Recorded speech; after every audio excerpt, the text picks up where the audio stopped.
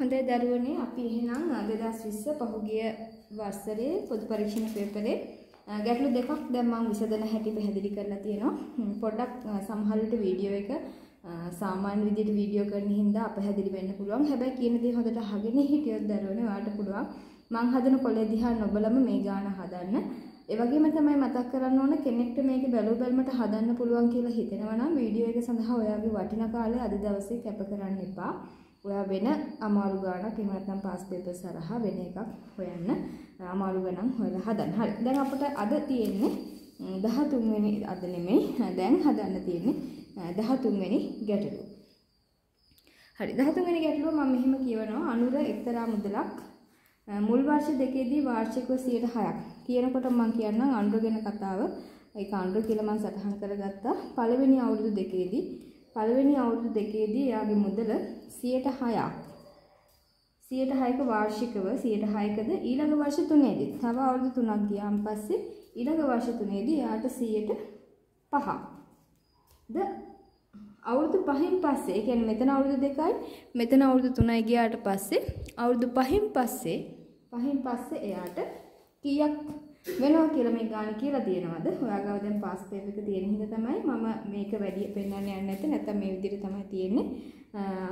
අවුරුදු 5න් පස්සේ 104කද සුළු පොලි අනුපාතිකයක් ඇරෙන්න ණයට ගත්තා. එතකොට සුළු පොලියයි වැල් පොලියයි දෙකම පොදු පරීක්ෂණයට අහන්න පුළුවන්. ඇයි මොකද O level මට්ටමේදී O level ගණිතය දක්වා අහන්න පුළුවන් සියලුම ගණිතමය පොදු කරුණු, ඒ කියන්නේ මේ වගේ ප්‍රශ්න පත්‍රයක ප්‍රශ්න කරන්න පුළුවන් සියලුම කරුණු පොදු පරීක්ෂණයක අහන්න පුළුවන්කම තියෙනවා. ඒ නිසා කවදාවත් පොදු පරීක්ෂණයක් ලියලා අවිල්ලා කියන්න එපා. ඒක කරන්න පුළුවන් මැත්ස් කරපු අයට විතරයි, සයන්ස් කරපු අයට විතරයි කියලා කියන්න ඔයාට අයිතියක් නැහැ.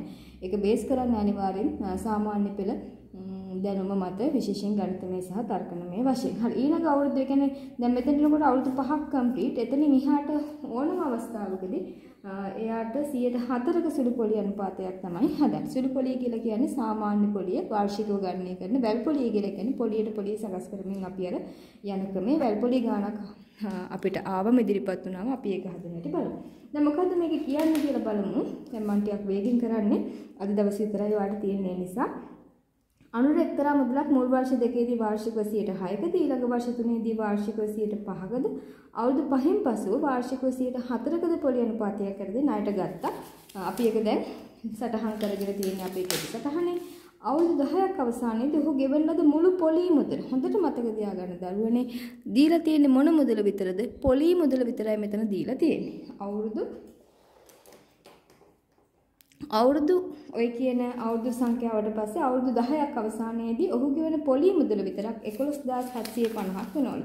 මෙතන එයා ණයට ගත්ත මුළු මුදල X අපි දන්නේ නැහැ. හැබැයි මේ විදිහට අවුරුදු 10ක් එයා මේ වැඩේ ණයට ගත්ත මුදල පොලි කරගෙන ඉන්නවා. එහෙම අවසානයේදී ණය මුදල කෙසේ වෙතත් එයා ගෙවපු මුළු පොලි මුදල විතරක් එයාට වෙච්ච පාඩුවක් වගේ මේක නේද? පොලි මුදල විතරක් 11750ක් නම් අහන ප්‍රශ්නේ තමයි අනුර කොච්චර මුදලක් ණයට ගත්තද කියන එක. හරි. දැන් ගාන කියවලා කොටසටහන් කොලේට අවශ්‍ය සියලුම තොරතුරු සටහන් කරගෙන අවසන් ඔයා. හරි. ගත්ත මුදල x කියලා හිතන්නේ. ඒක අපිට හොයන්න කියලා කියන්නේ x තමයි. පළවෙනි අවුරුදු දෙකේදී මට මොකද්ද කියන්නේ? මොකද්ද වෙන්නේ කියන්නේ මෙයාට අවුරුදු 10ක් තිස්සේ මෙයා මේ ගමන යනවා. පළවෙනි අවුරුදු 10 දෙකේදී යාට 106කින් පොලිය හැදෙනවා. ඊළඟ අවුරුදු 3ේදී යාට 105කින් පොලිය හැදෙනවා. එයා අවුරුදු 10ක් කියලා කියන්නේ මෙතන 2යි 3යි 5යි. තව අවුරුදු 5ක්. එයා 104න් අවුරුදු 5කට මෙයා සීමා වෙනවා. අවුරුදු 12ක් නම් 104න් අවුරුදු 7ක් දක්වා වෙනවා. මොකද මෙතන 5යි එතන 7යි තමයි 12 හැදෙන්නේ. ඉතින් මේ විදිහට ගානෙන් ගාන එක වෙනස් වෙන්න පුළුවන්. හරි. මුල් අවුරුදු දෙකට මට කතාව කියන්න. අවුරුද්දකට 106යි. ඒ වගේ අවුරුදු දෙකක්.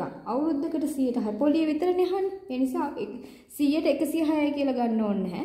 ඒ කියන්නේ අවශ්‍ය මුළු මුදලම, ඒ කියන්නේ ණයත් එක්කම ගෙවපු මුළු මුදල නෙමෙයිනේ දෙන්නේ. පොලිය විතරයි. ඒ නිසා ණය මුදලට සාපේක්ෂව එක වර්ෂයකට 106ක් ඒ වගේ දෙගුණයක් වෙනවා මුල් අවුරුදු දෙකට. ඊළඟ අවුරුද්ද මොකද්ද වෙන්නේ? වැල් පොලිය නෙමෙයිනේ. ණයටගත් මුදලටම තමයි හැදෙන්නේ. ඊළඟ අවුරුදු 3ක් යනකම් එයාට මොකද්ද වෙන්නේ? එක අවුරුද්දකට 105යි. ඒ වගේ 3 ගුණයක් එයාට පොලිය සකස් වෙනවා. දැන් මේකට මේක එකතු වෙන්න ඕන. මොකද පොලිය එකට වෙවි තමයි එයා අන්තිමට ගෙවන්නේ. ඊට පස්සේ අවුරුදු 5ක් එයා 104න් එයා අවුරුදු 5ක් පොලිය ගෙවනවා. තේරෙනවද? මේ ඔක්කොම අපි ණය මුදලට සාපේක්ෂව තමයි බලන්නේ. එහෙනම් ණය මුදල කියන එක x ට සාපේක්ෂවනේ මේ ඔක්කොම අපි බැලුවේ. එහෙනම් x පොදු සාධක විදිහට මම එළියට ගත්තොත් x කියන එක පොදු සාධකයේ විදිහට මම එළියට ගත්තොත් ආරම්භක අවුරුදු දෙකේදී එයා 112යි මේ ගුණිතය. ඊළඟ අවුරුදු 3ේදී 5 වරක් 3 අවුරුදු 3 5 ගාන 3 15යි. ඊළඟ අවුරුදු 3ේදී එයා 4 වරක් 5 120යි. මම හිතනවා ඒක පැහැදිලි. එහෙනම් දැන් පොදු හරේ 100යි x ට 100යි පොදු හරේ. මේ ටික එකතු කරමු 20 මේ පැත්තෙම එකතු කරන්න ඕනේ නැහැ. මෙහෙන් එකතු කරගන්නම ලේසි වගේ මට පේනවා 20යි 15යි 35යි 35යි 12යි 35ට 10යි එකතු කරාම 45යි අර දෙකයි 47යි. ඒ 47 සමාන 11750කට. එහෙනම් ණයට ගත්ත මුදල වගේ 147ක් ණයට ගත්ත මුදලෙන් 147ක්ම එයා පොලිය විදියට ගෙවලා තියෙනවා. එයා අවුරුදු 10 අවසානයේ දැන් ඉතින් x හොයන්නේ හරස් ගුණිතය දාන්න වෙනවා. හැබැයි බැලු බැලමට බෙදෙන්නේ නැති සංඛ්‍යාවක් වගේ තමයි එන්නේ. ඉතින් මමත් මේ ප්‍රශ්න ටයිම් හදන්නේ බලමු අපිට කොතන හරි වැරදුනක් දන්නේ නැහනේ. හරි 11750 100 ගුණ කරලා 47න් බෙදන්න ඕනේ. ඉතින් අපිට වෙන 47 පොදු සාධක නැති නිසා අපිට 47න්ම බෙදලා බලන්න වෙනවා. මම ඒකට මේ හරියේ දීර්ඝ බෙදීම වාට කරලා පෙන්නන්න. අපි බලමු එකවර බෙදිලා අපිට පුංචි වාසියක් වෙයිද කියලා.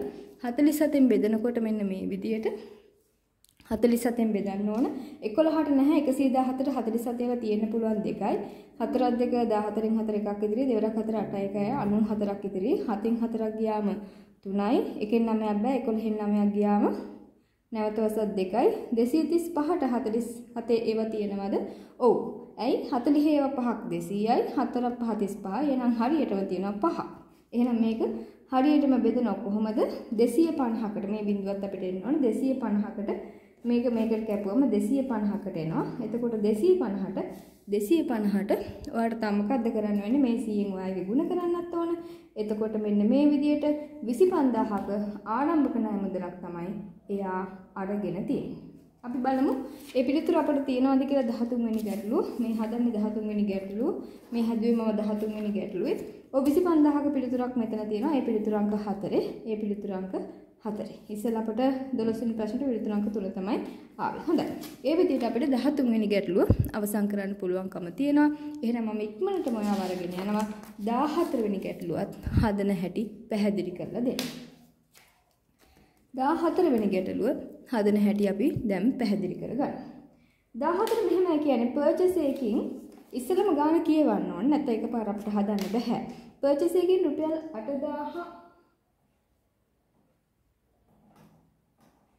purchase එකකින් රුපියල් 8000 බැගින් ලාභ උපයනසේ. purchase එකකින් කීයක්ද? රුපියල් 8000ක් ලාභය විතරක්. ලාභ උපයනසේ විකිණීමේ අරමුණින් සිල්වා මහත්මයා ඉඩම් කැවැල්ලක් මිලට ගත්තා. දැන් අපිට ඔය නම සිල්වද කමලද මොකක් වුණත් ප්‍රශ්නයක් නැහැ.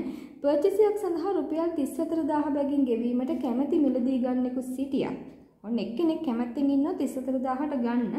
එම මුදල සිල්වා මහතා purchase එකක් සඳහා ගෙවූ මුදලට. එයා විකිණීම ලාභතියම් විකිණීම කෙසේ වෙතත් දැන් සිල්වා මහත්තයත් මේවා විකුණන්න ගන්න එපයි. ගන්නකොට මුදලක් ගෙවන්න එපයි නේද? අයි ගෙවූ මුදලට වඩා 115කින් අඩුයි. ඒ කියන්නේ 34000ට ගන්න එක එයාට වාසියක් කිසිසේත් මෙයාගේ ලාභය ගන්නත් බෑ. අඩුම තරමේ ගත්ත මුදලවත් පියව ගන්න බෑ. 34000ට ඉල්ලන එක්කෙනාට 34000ට ඉල්ලුවොත් එයාගේ 8000 ලාභෙ කොහෙත්ම ගන්න බෑ. අනිත් එක ලොකු පාඩුවක්. ඇයි ඒ ගත්ත මුදලටත් වඩා 115කින් එයාට අඩුවෙන් තමයි 34000ට එයා විකුණනවා කියලා කියන්නේ. සිල්වා මහතා purchase සඳහා අපේක්ෂා කරන්නේ කොපමණ මුදලක්ද? ඉතින් ගාන කියවනකොටම උත්තරේ අතට ඇවිල්ලා ඉවරයි. මොකද්ද මේ අහන්නේ කියන එක. ඉතින් මම ඔයාලට ඒක පැහැදිලි කරලා දෙන්නම්. හැමෝටම එක වගේ එහෙම හදාගෙන ඉක්මනට හදන්න බැරි කමක් තියෙන නිසා. හැබැයි කලබල වෙන්න ඕනේ නැහැ ඔයාලට මේක හදන්න බෑ කියලා. ඉතින් මේකට 100%ක් ලකුණු අපට අවශ්‍ය වෙන්නේ නැහැ. හරි. purchase එකෙන් රුපියල් 8000ක් ලාභ වුණා. අපි ඒක හිතමු. මේ සිල්වා මහත්තයා මෙන්න මේක purchase එකක් කියලා හිතන්න. විකුණුවොත් එයාට රුපියල් 8000ක ලාභ තියාගෙන තමයි එයා විකුණන්නේ. මෙයා ගන්න එක අපි වෙනම තියමු. ඊට පස්සේ මෙන්න එක්කෙනෙක් ඉල්ලනවා කීයට 34000ට ඉල්ලනවා. එක්කෙනෙක් ඉල්ලනවා හැබැයි ඉල්ලන්නේ කීයටද? 34000ට තමයි ඉල්ලන්නේ. හැබැයි දැන් මෙයා ගත්ත මුදල මේක x කියලා හිතමු. 34000ට විකුණුනොත් එයා ගත්ත මුදලෙන් මේ ලාභය කියන එක පැත්තකින්ම තියන්න වෙනවා. ගත්ත මුදලෙන් 115කින් අඩුයි. එහෙනම් ගත්ත මුදල x නම් 34000 115ක් අඩුයි කියලා කියන්නේ ඇත්තටම 100 එකක් 85ට විකුණනවා වගේ. 100 එකක් 85ට විකුණනවා වගේ. අයියේ 100න් 15ක් අඩු කරාම 85 නිසා. ඒතර x මිලට ගත්ත එකක් 185කින් විකුණන එක සමාන වෙනවා කීයද? 34000ට. 100ට 100ක විකුණනවා නම් එයා x ගේ මිලටම තමයි ගත්ත මිලට තමයි විකුණන්නේ. හැබැයි හොඳටම ගාණ කියලා තියෙනවා. එයා 34000ට මේ පර්ච් එක විකුණනොත් ගත්ත මිලට වඩා 15%කින් අඩුයි. 115ක් අඩුයි කියලා කියන 100 එකක් නම් 85ට. හරි. දැන් අපි මේක සුළු කරනවා. x කියලා කියන්නේ හරස් ගුණිත මන් දානවා. සුළු කර කර ඉන්නේ නැහැ මෙතනම. මේ 100 අරහෙන් ගොඩ වෙන්න ඕන. මේ 85 මෙතනින් බෙදෙන්න ඕන. බැලුව බැලමට බෙදෙන්නේ නැහැ කියලා හිතුණාට අපි පොඩි උත්සාහයක් දරමු. 34ට මම 17 කැපෙනවා. 85ටත් 14ක් 5ක් තියෙනවා. අයියේ 10 වරක් 5 50යි 4ක් 5 35යි. එතකොට 14ක් 5ක් මෙතෙන්ට එනවා. 14ක් 2 මෙතෙන්ට වෙලා මෙතන 2000 සකස් වෙනවා. එතකොට මේ පහට මෙතන 4ක් ඇතුවත් මෙතන 400ක් සකස් වෙනවා. 400.2යි x. ඒ කියන්නේ එයා මේක අරන් තියෙන්නේ පර්චේස් එකක් අරන් තියෙන්නේ 40000කට. ප්‍රශ්නෙන් අහන්නේ මොකද්ද? සිල්වා මහත්තයා පර්චේස් එකක් සඳහා අපේක්ෂා කරන්නේ කොච්චර මුදලද? අපේක්ෂා කරන්නේ එයා ගත්ත මුදලද නැහැ. ගත්ත මිලට වඩා රුපියල් 8000ක් රුපියල් 100ට ගන්නකින් නෙමෙයි දරුවනේ ඒක දිලා තියෙන රුපියල් 8000ක ලාභයක් ඕන. 40000ට නම් ගත්තේ රුපියල් 8000ක් ලාභයක් තියන්න ඕන නම් එයා අපේක්ෂා කරන්නේ කීයක්ද ඒකට? 48000ක් මේකට 8000ක් එකතු කරාම උත්තරේ එනවා දරුවනේ 48000ක්. අපි හොයාගෙන යමු අපේ ප්‍රශ්න පත්‍රයේ තියෙනවද කියලා එහෙම උත්තරයක්. ඔව් තියෙනවා. ඔයාගේ ප්‍රශ්න පත්‍රයේ දෙවෙනි පිළිතුර තමයි 48000 කියලා කියන්නේ. පැහැදිලිද? පැහැදිලි. හරි. එහෙනම් අපි ඉක්මනටම මේ වීඩියෝ එකේදීම 15 වෙනි ගානක් හදන්න උත්සාහයක් ගන්න අපට වැඩදුණා. අපි මේ වීඩියෝ එක මෙතනින් නතර කරලා තව වීඩියෝ එකකින් හම්බෙමු. මොකද පුංචි වීඩියෝ ආට ඉක්මනටම දෙනවා. අද දවස් ඇතුළතදී ඔයා මේක කම්ප්ලීට් කරන්න අවශ්‍යතාවයක් තියෙන නිසා. හරි 15 වෙනි ගාන මෙහෙම දෙනවා. හරි 15 වෙනි ගාන මෙහෙමයි කියන්නේ. බවන් A නගරයේ සිට B නගරයට මෝටර රථයකින් යනවා. මෙන්න A නගරය, මෙන්න B නගරය මෝටර රථයකින් යන්නේ. ඔහුගේ ගමනේ මුල් තුනෙන් එක. ගමන තුනකට බෙදන්න ඕන. ගමන කොටස් තුනකට බෙදන්න ඕන. මුල් තුනෙන් එක එයාට මධ්‍යක වේගයක්. මධ්‍යක වේගය කියලා කියන්නේ එයාගේ ගමනේ සාමාන්‍ය වේගය කියන එක. එයා යන්නේ පැයට කිලෝමීටර් 30න්. පැයට කිලෝමීටර් 30න් යනවා. ඒ වගේම තමයි ඉතිරි දුර. ඒ කියන්නේ මුළු ගමනේ තුනෙන් එකක් මෙතෙන්ට ගත්තා නම් මෙතෙන්ටත් තුනෙන් එකයි මෙතෙන්ටත් තුනෙන් එකයි. ඒ කියලා කියන්නේ ඔක්කොම තුනෙන් දෙකක්. ඒ කියලා කියන්නේ ඔක්කොම තුනෙන් දෙකක්. ඔයාට මම මේ ලියන කොලේ පැහැදිලි නැති වෙන්න පුළුවන්. ඔයා මගේ කොලේ දිහා බලන්නවත් එපා දරුවනේ. ඔයා මම මේ කියන එක අහලා ඔයාගේ කොලේ එක හදන්න. එතකොට මෙතෙන්ට තුනෙන් එකයි මෙතෙන්ට තුනෙන් දෙකයි. ඒ තුනෙන් දෙක යනවා කියලා කියන්නේ යක් 40ක පැයට කිලෝමීටර් 40ක මධ්‍යක වේගය. එතකොට මොකක්ද අහන්නේ? A සිට B දක්වා මුළු ගමනට මෙතන ඉඳන් මෙතෙන්ට යන්න එයාට පැය 4ක කාලයක් ගත වෙනවලු.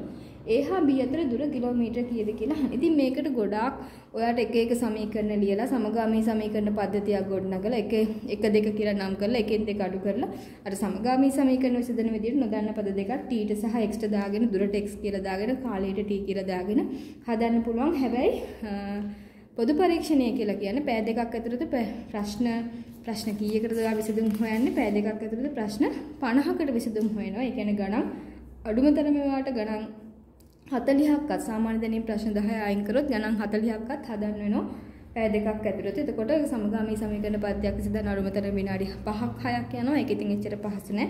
ඒ නිසා අපි කෙටි ක්‍රමයට හොඳට මතක තියාගන්න, මේක හොඳට බලා ගන්න.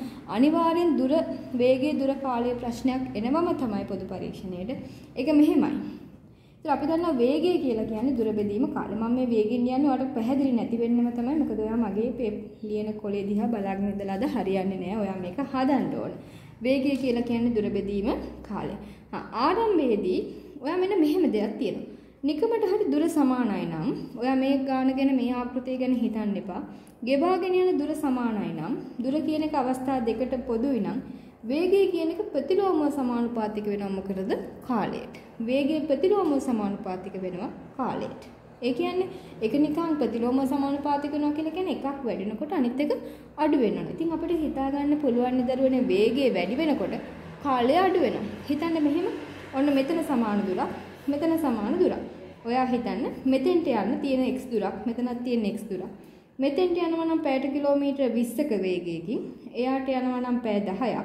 පැයට කිලෝමීටර 20ක වේගයකින් යන්න පැය 10ක් යනවා නම් පැයට කිලෝමීටර 40ක වේගයකින් ඒ දුරම යන්න වේගය දෙගුණ වුණා. එහෙනම් ගත වෙන කාලය දෙගුණකින් අඩු වෙනවා. ඒ කියන්නේ අඩක් වෙන්න ඕනේ. එහෙනම් යන්නේ කාලය පැය 5යි. අන්න ඒ වගේ තර්කයක් තමයි මෙතන තියෙන්නේ. හැබැයි දැන් අපි දන්නවා දැන් ඔන්න ඔයා පටලවා ගන්න මෙතන. දැන් මෙතන 3න් 1යි මෙතන 3න් 2යිනේ දුන්නේ. එතකොට මොකද්ද වෙන්නේ? වේග අතර අනුපාතය ඒ කියන්නේ කාල අතර අනුපාතයේ පරස්පරයට සමාන කරන්නේ අපි දුර සමාන වුණොත් නේ. හැබැයි මෙතන 3න් 1යි මෙතන 3න් 2යි කියලා ගත්තොත් දුර සමාන නැහැ. එතකොට මේ අනුපාතය වලට යොදන්න බෑ. ඉතින් අපි මේ අනුපාතය අපිට ඕන විදිහට යොදා ගන්නවා. අයියේ මේක 3න් 2 විදිහට දාන්න නැතුව මේක තවත් 3න් 1 කොටස් දෙකක් විදිහට අනුපාත 3ක්. ඒ කියන්නේ එකම අනුපාත සංරචක 3කින් මේක තියාගන්න. කොහොමද මට කියන්න? ඉස්සෙල්ලම 30 වේගින් යන්නේ පළවෙනි කොටස. ඊළඟ කොටස යන්නේ 30 වේගින් යනවා පළවෙනි කොටස. 40 වේගින් යනවා ඊළඟ කොටස. ඊළඟ කොටස යන්නේ 40 වේගින්. එහෙනම් වේග අතර අනුපාතය ওই කොටස් තුනට 3ට 4ට 4යි. 3ට 4ට 4යි. එතකොට කාල අතර අනුපාතය 4ට 3ට 3යි. ඇයි වේග අතර අනුපාතයේ පරස්පරය තමයි කාල අතර අනුපාතය වෙන්නේ. මෙතන 3ක් ගත්ත එක්කෙනා, ඒ කියන්නේ මෙතන 4ක් ගහ මෙතන අගේ මෙතෙන්ට එනවා, මෙතන අගේ අනිත් තැනට යනවා. ඒ කියන්නේ 3ට 2 තියෙනකොට ඒක 2ට 3 වෙනවා. 3ට 2 තියෙනකොට ඒක 2ට 3 වෙනවා. පරස්පර හදන්නේ එහෙමයි. 3ට 4ට 4 ආවා. කාලය මේක ඇවිල්ලා වේගය කාල අතර අනුපාතයේ 4ට 3ට 3 තමයි සකස් වෙන්නේ. එතකොට අපිට කිව්වනේ මුළු කාලය එයා ගන්නවා පැය 4ක් කියලා. මුළු කාලය එයා ගමනට පැය 4ක් ගන්නවා. මෙතන අනුපාත එකතුව 4යි 3යි 7යි 10යි. එහෙනම් මෙතන අනුපාත එකතුව 10න් 4ක්. මුළු කාලයෙන් 10න් 4ක් මෙතෙන්ට.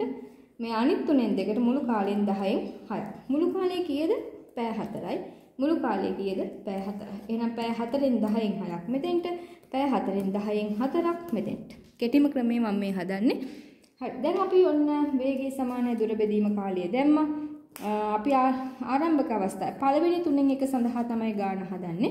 ඒතකොට වේගය දීලා තියෙන දරුවනේ කීයක්ද 30යි. දුර කියන එක අපි දන්නේ නැහැ. ඒක x කියලා දාගන්නම් මම.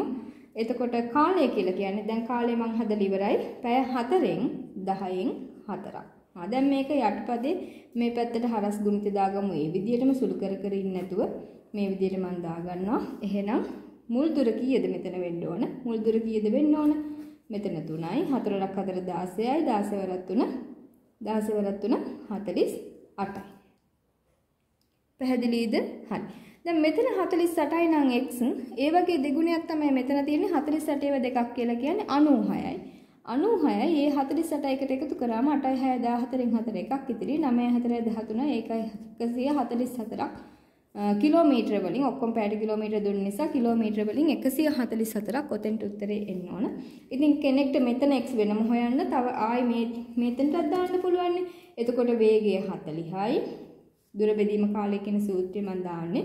වේගය සමානයි දුර බෙදීම කාලය දෙවෙනි අඩ සඳහා. ඒ කියන්නේ දෙවෙනි 3න් 2 සඳහා වේගය කියන එක 40යි. දුර කියන එක අපිට නොදන්න y පදයක් දාගත්තොත් කාලය කියන එක පැය 4න් 10න් 6ක් එතෙන්ට අරගෙන මෙතන හරස් ගුණිතේ දාලා 4 වරක් 6 වෙඩීම 10 කියලා මෙතෙන්ට 4යි 6 වරක් 4 24යි 24 වරක් 4 කියලා අරගෙන 96 අරගෙන එතන එහෙම මේ උත්තරේ ගන්නත් පුළුවන්. හැබැයි මං කිව්වා IQ පේපරේ හරි ස්මාර්ට් විදියට ඔයා හදන්න ඕන.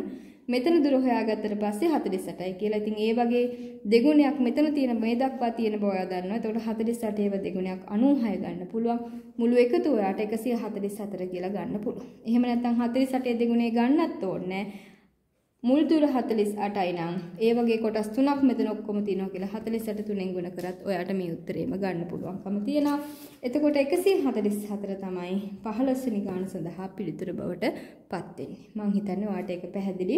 පුතේ ඒක පැහැදිලි නැත්නම් ඔයා සමගාමී සමීකරණ පද්ධතියක් දාලා විසඳන්න උත්සාහ කරන්න. මම ඒක පෙන්වන්නේවත් නැහැ ඒ ක්‍රමේ. මොකද ඔයාට ඒ ක්‍රමේ මේ විභාගය සඳහා ගැලපෙන්නේ නැති නිසා. මම ඉක්මනටම ඔයාව එක් කරගෙන යනවා 16 වෙනි ප්‍රශ්නේ විසඳන හැටි කියලා දෙන්න. ඒකත් අනුපාත ගැටලුවක්. අනිවාර්යෙන් ප්‍රශ්න පත්‍රයට එන ගැටලුවක්. හරි. නිමල් කියලා එක්කෙනෙක් රුපියල් 50000ක් ආයෝජනය කරන මෙන්න නිමල්ගේ කතාව. නිමල් කියලා කෙනෙක් 50000ක් ආයෝජනය කළ ව්‍යාපාරයක් ආරම්භ කරනවා. මාස 4කට පස්සේ කාදර් කියලා කෙනෙක් එනවා. හැබැයි එයා 5,05,000ක් අරන් නෙමෙයි එන්නේ. එයා 7,50,000ක් අරන් එනවා. හැබැයි වෙනසක් තියෙනවා. අයියේ නිමල් මේ T කියන කාල පරිච්ඡේදයේ පටන් ගන්නකොටම හිටියා. හැබැයි කාදර් කියන එක්කෙනා ඒකට එන්නේ මාස 4ක්. ඒ කියන්නේ හරිනම් අවුරුද්දෙන් 3න් එකක්. අයි 4 ඒවා 3ක් නේ මාස 12 හැදෙන්නේ. මාස 4ක් කියලා කියන්නේ අවුරුද්දෙන් 3න් එකක්. ගියාට පස්සේ තමයි කාදර් කියන එක්කෙනා මෙතෙන්ට එකතු වෙන්නේ. 3න් එකක් T.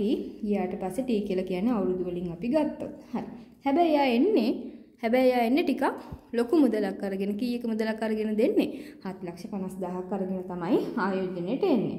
ව්‍යාපාරය ආරම්භ අවුරුදු 3කට පස්සේ හරිම වැදගත්. ලාභ ගණනය කිරීම අනුපාතක බෙදීම ලාභය බෙදා ගන්නවා කියලා කියන්නේ අවුරුදු 3කට පස්සේ පළවෙනි අවුරුද්ද අවසානයේ නෙමෙයි. අවුරුදු 3කට පසු ලාභයේ එක් පුජ්‍යලයා.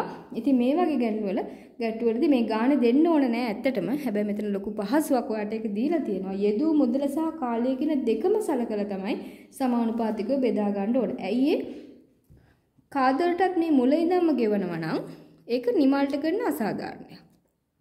කාදරට මුල ඉඳන් ගෙවනවා නම් නිමල්ට කරන අසාධාරණයි. මොකද නිමල් මුලින්ම බය නැතුව ආයෝජනය කරලා ලක්ෂ 5ක් කාදර නිමල් කොහොමද මේකේ හැසිරෙන්නේ කියලා ටිකක් බලලා කපටිකමින් ඉඳලා තමයි පස්සේ එකතුනේ. නේද?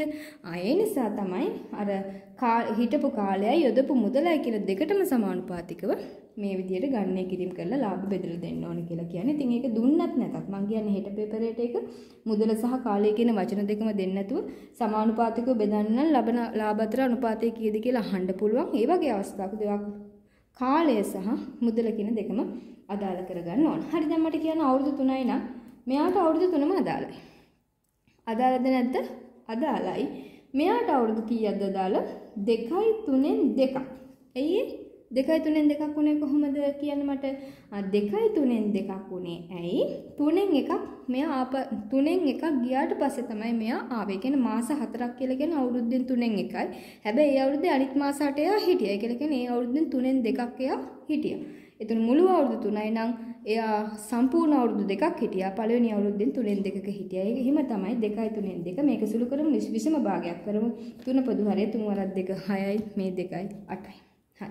එහෙනම් මුදල් අනුපාතයේ මම තියන ලක්ෂ 5ට මේක අපි ලක්ෂයට අනුපාත කරමු. මෙතන ලක්ෂ 5ක් වෙනකොට මෙයාට ලක්ෂ 7.5යි. කාලය මෙයාට 3ක් වෙනකොට මෙයාට කාලය 8 බෙදීම 3ක් වෙනවා.